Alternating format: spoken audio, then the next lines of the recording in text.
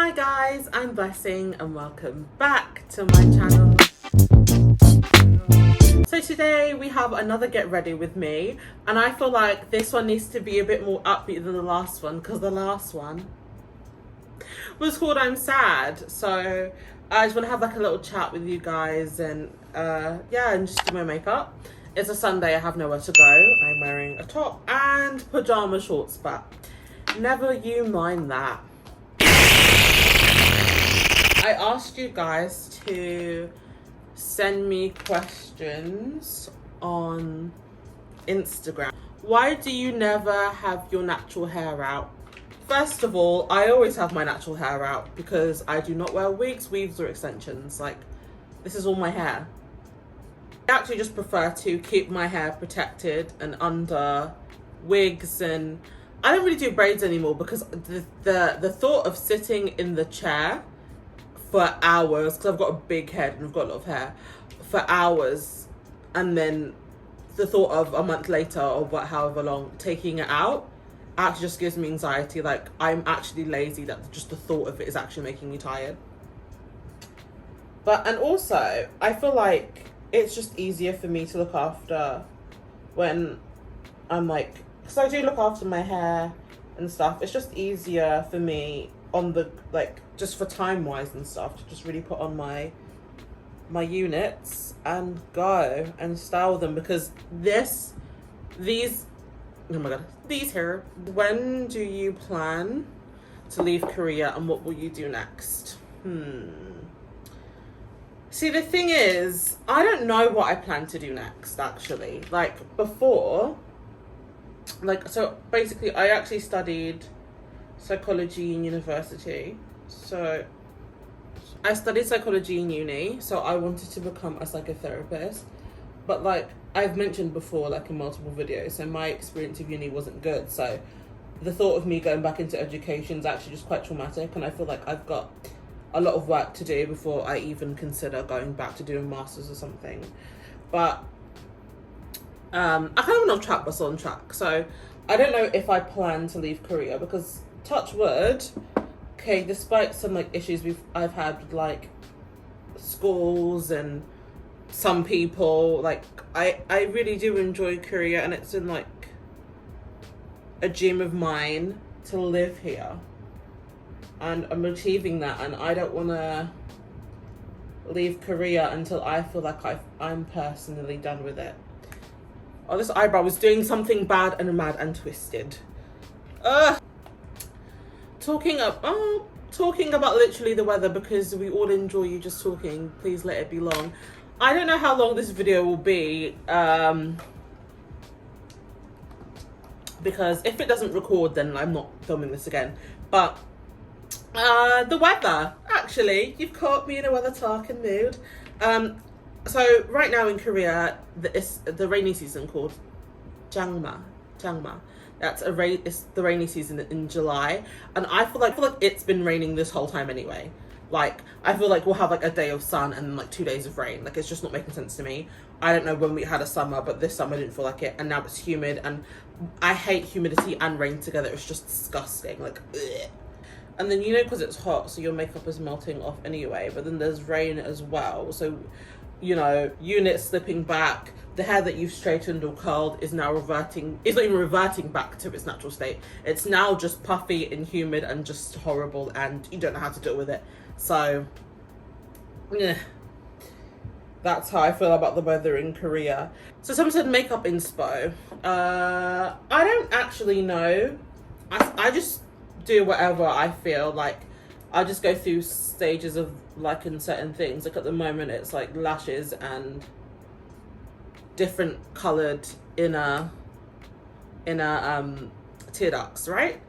But at another point it was glitter everywhere, glitter, and then another point it was colourful eyeshadow, cut creases, and all sorts. So I don't really have a specific person that I like look to for makeup and then just follow them. It's just whatever I feel. Yeah, when I was growing up, my mum didn't let me wear makeup, so she wouldn't buy me makeup or anything, and obviously I didn't have money, so I wouldn't buy makeup. But then when it was my prom, when I was 16, when I was 16, my mum like did my makeup and I got my hair done and stuff. So I guess from that, because I was going to be moving on to sixth form, right? She was like, oh, you can start to wear makeup. So she you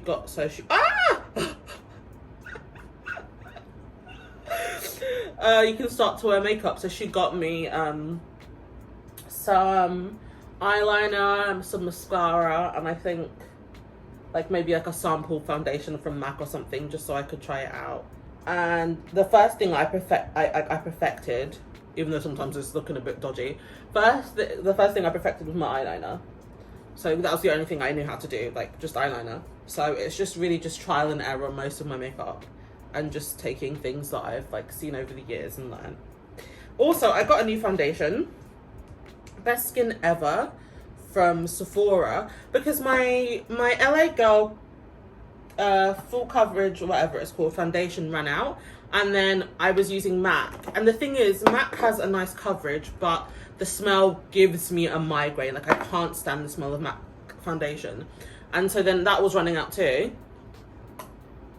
So I went to Sephora. I went to the Sephora in Myeongdong, but they didn't have, I wanted the Fenty foundation, but the color that I wanted, like it wasn't even out yet. So I was like, oh, whatever. And then, so I didn't buy it. And then I went to Sephora in Yeouido. And guys, I know you're like, what? Like you went to Yeouido? You always complain about Yeouido. I do. That's 100% the truth. I do always complain about Yeouido. But a turn of events, the woman who helped me get this foundation in Sephora, she was really helpful and she was really nice. And I was really shocked because like, we've been saying on the internet like Yeouido's horrible. Like don't go there, they're so rude, they're rude and racist. But maybe it was just like the 7 times we went there before, 8 times the charm. Okay, funny cute teaching moments in Korea. For my birthday, one of my kids, he made me a card, so that was really cute. And like he's my favorite, he's like one of my favorites, so I'm thinking that's why I like you. And that's why I like you, because, you care about me. So thoughts on the J Park DNA music video situation?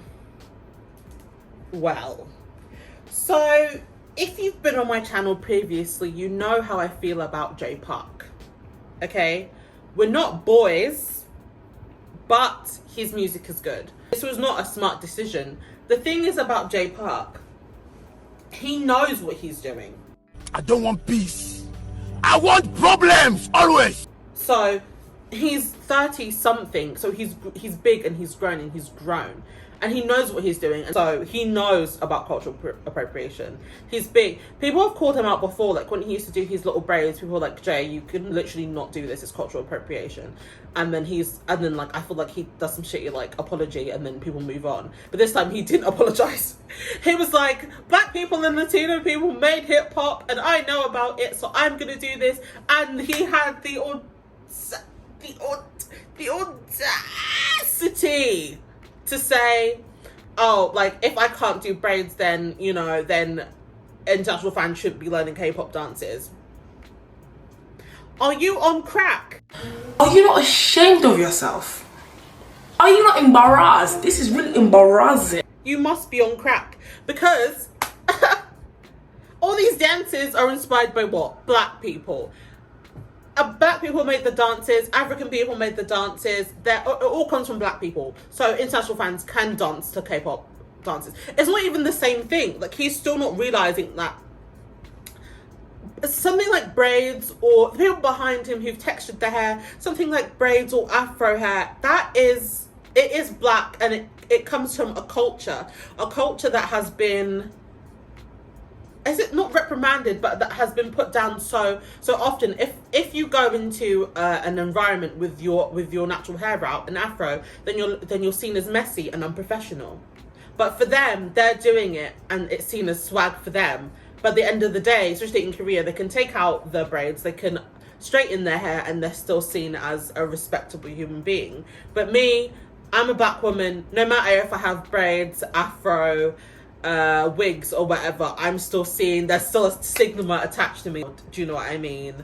I can't, as I said, like being black isn't a costume. It's not something you can put on or take off just because it's like it goes with the part of the theme that you want to do. Like, he's Korean.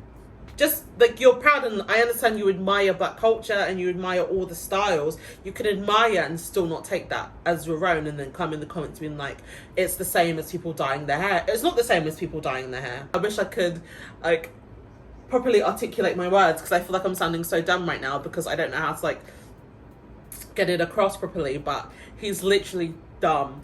And when I saw his apology, I was like, what's wrong with him? Like, how many times do we have to go through this with Jay Park? Like, at this point, I just think he's doing it on purpose. There's this whole thing, like, does cancel culture exist? No, it doesn't exist, because no matter who you cancel, they can uncancel themselves and come back, because there's still those people who are going to uncancel them and still believe in them almost. So people can cancel Jay Park, but there's still going to be those that, like, it's still going to be hundred thousands of people who are going to be like, I don't see anything wrong with it. So, and those people who are validating him being like, I don't see anything wrong with it, he's going to be like, see, these people didn't think it's wrong, so it's not wrong. Do you know what I mean? But I still think, like, it has to do with how you see yourself, and, you know, how important culture is to you. And because some people don't mind people wearing braids or doing Afro, they're literally like, it's just hair. For some people it's just hair, but some people it represents something and it means something. But, like, obviously I actually grew up around white people for, like, the majority of my life, and so I grew up around white people. I never really thought about, like, the term cultural appropriation or anything really, because I don't think it was relevant to me at the time. Like, no one was doing braids, or no one was like, it sounds really dumb, but I didn't think I heard about cultural appropriation until maybe a couple of years ago. And then, like, how prevalent it is in the K-pop community, people doing braids and locks and stuff, and then it's like, this is ours, but it's just for their concept. It's a concept for them. It's not, it's just crazy, man. It's all crazy. I don't want to humble you. Stick to singing, and that's what I'll say.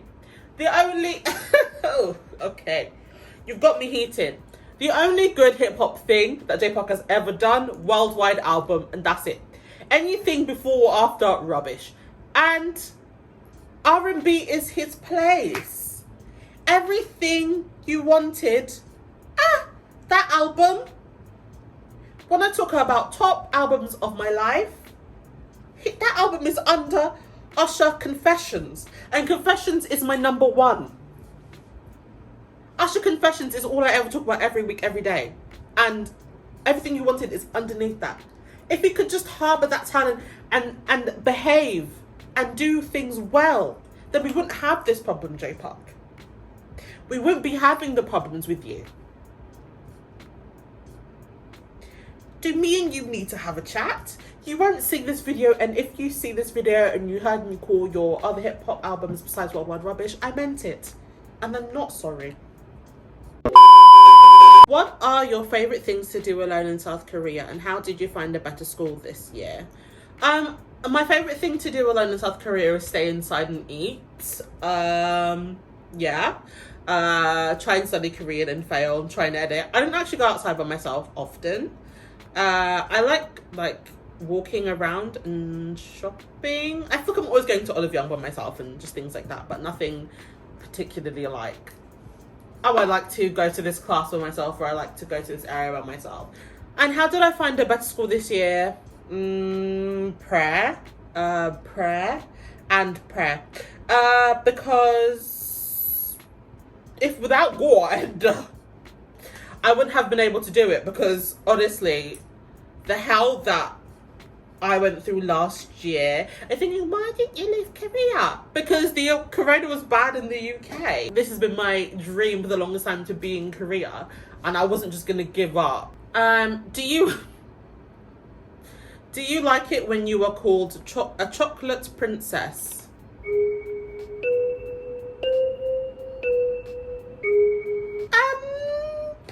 Personally, I haven't been called a chocolate princess before.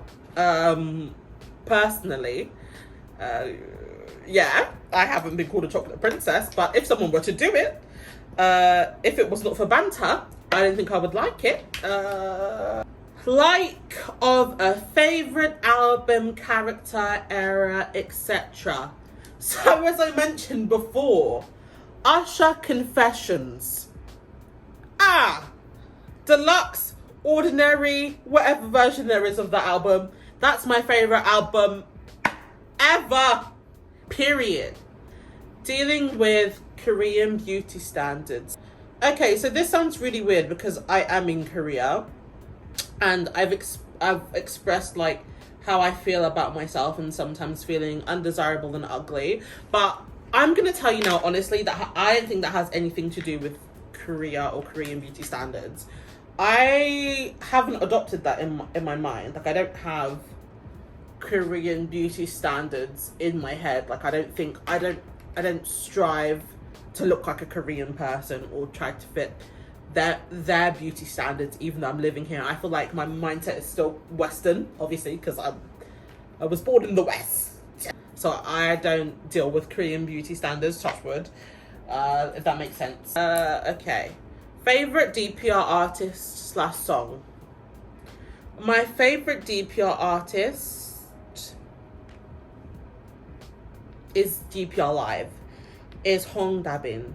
I love him. He's my best friend. I support him in all that he does, except if he's a racist or a bastard, which he hasn't been. So, ever since I saw him in concert, that first, not the Korean one, in London the first time, I was like, I like this man. Like, he's talented and he was so kind. Like, and I'm thinking, oh, that could be fake. But I don't think it was. I think he's genuinely kind and he cares about his craft. He's a grafter. He's grafted to get where he is, and his music is so unique. Like, there's a lot of K-hip-hop rappers, and their music sounds kind of samey, and, you know, but I feel like, and the whole team actually they do something special, because the last album he had was Is Anybody Out There? That's a whole concept. They said our theme is space, and then we're sticking to it, and they did, and they pulled it off. And you said favourite song? I think it depends how I'm feeling at the time. So for a while, actually even now, up to most recently, my favourite song by DPR is Kiss Me, and that song Is Anybody Out There? I just absolutely love that song. So yeah. How are you doing now after posting your last Get Ready With Me? Thank you for asking. I'm trying to be more positive and not let myself sink into a place where it's just I'm trying not to ruminate on them, and find ways to make me happy and feel my best. It is a struggle, but thank you for asking. all the questions are done. So let me finish my makeup and just chat to you. So, the Get Ready With Me before the I'm Sad one, oh my god, my nose is licking. The Get Ready With Me with the sad one was, I think, the J Park one. And at the end of that, I spoke about Miss Britney Spears and her conservatorship. So, we've now heard the audio of her voice talking about it. So we've had the audio of her talking about how she feels about it, because we actually haven't really heard much from Britney on her conservatorship. And she's like she wants to be free. Like, she wants to have like her family and have children, but she can't even go to the doctor because of it. Like, and the amount they control her. And it's such a rubbish situation. And then I find it so, is it ironic? Or not ironic, I think I find it so ridiculous.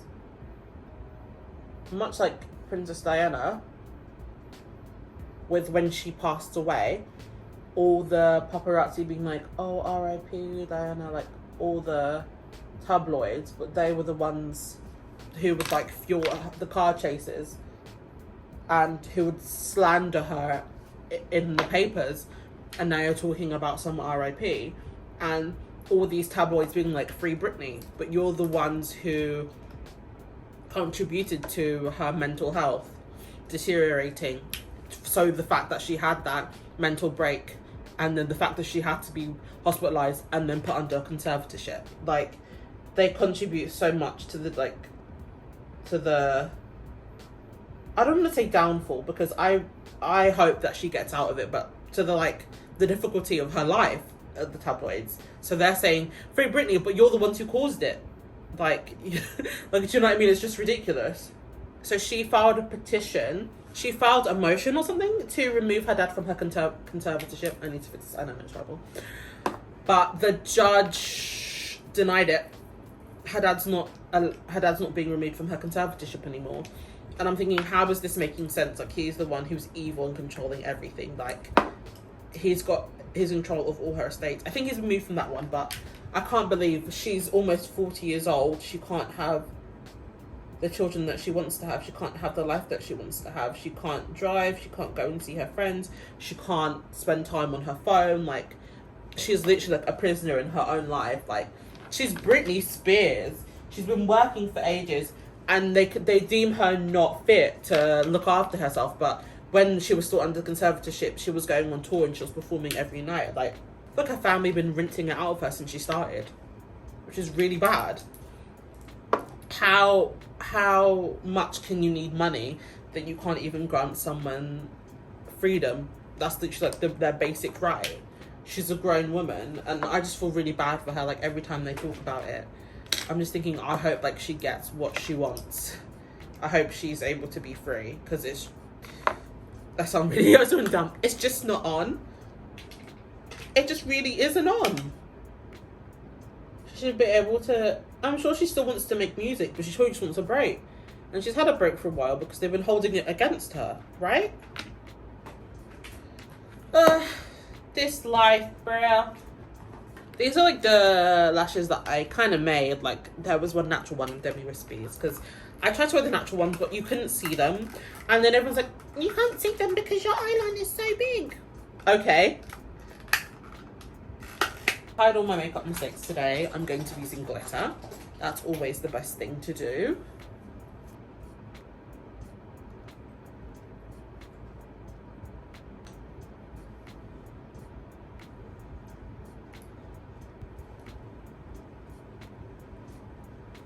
I look crazy.